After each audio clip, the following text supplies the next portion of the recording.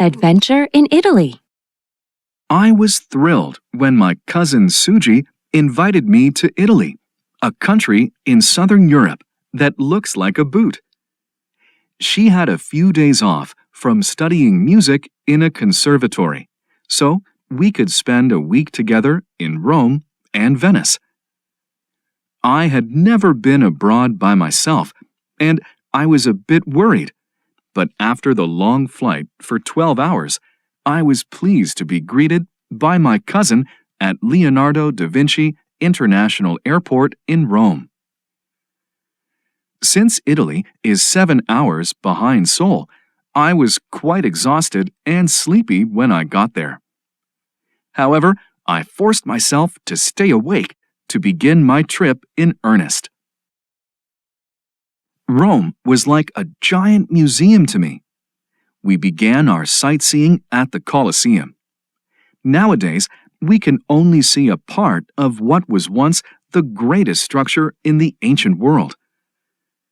It amazed me to think that people could build such a structure without modern construction equipment. The Coliseum has 80 arches through which about 50,000 people could go in and out in 15 minutes. As I reached the top of the stairs inside, I looked down and I could almost hear the cheer of the crowd. Suji and I walked along a path leading away from the Coliseum and heard the sound of falling water. We knew instantly that we were near the famous Trevi Fountain. Legend says that a single coin thrown into the fountain will ensure a return to Rome, a second coin will bring true love, and a third coin, marriage. I threw one over my shoulder, wishing a return to Italy someday. I found it interesting that even on the other side of the world, people still wish for simple things like happiness, love, and marriage. Who in Rome could miss out on a chance to visit Vatican City, the place where the Pope lives? It is known as the smallest state in the world. In fact, it takes only 30 minutes to walk from one border to the other. I was overwhelmed, however, by the collection of sculptures and paintings in the Vatican museums. The Creation of Adam, one of Michelangelo's masterpieces on the ceiling of the Sistine Chapel, still lingers in my mind.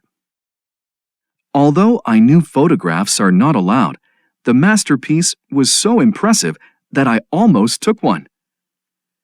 After looking around, we walked out to see many people lined up in front of a small store where green apple gelato was served. Suji convinced me to wait in line for over 20 minutes, saying that it would be worth it. She was right. The gelato was out of this world.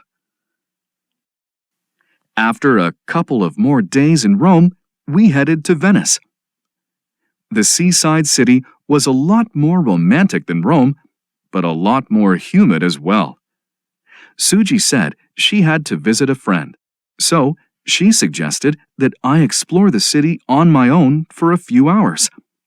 We could meet up at the train station later in the afternoon. I decided to go to the Rialto Bridge first, so I started walking. Within moments, the winding alleys made my map almost useless. After some wandering, I was lucky enough to meet a group of tourists my age from Britain. They were headed to the Rialto Bridge too. The bridge itself was as elegant as people say it is, but I was more impressed by the beautiful view of the canal from the steps of the bridge.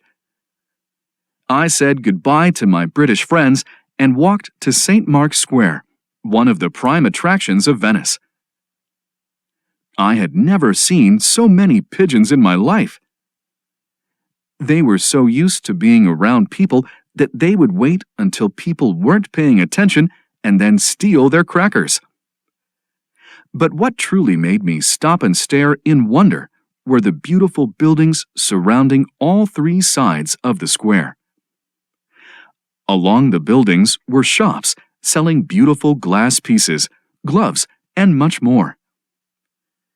After looking around for a while, I bought small glasses for my parents. My trip to Venice would not be complete without a gondola ride along the Grand Canal, which snakes through the city in a large S shape. I was disappointed to find out the fare to ride the Grand Canal by myself was so expensive that I could not afford it. The moment I was turning back, I saw my British tourist friends walking toward the ticket office. We shared the fare, and we commented on the unique differences of the buildings along the canal. We had a nice chat, took some great pictures, and exchanged email addresses before we got off the gondola. My trip to Italy was definitely an experience of a lifetime. I hope my next trip can be to England to visit my British friends. People say that the world is a book and that those who do not travel read only one of the pages in it. So far, I have read 2 pages. I hope I have opportunities to read many more pages.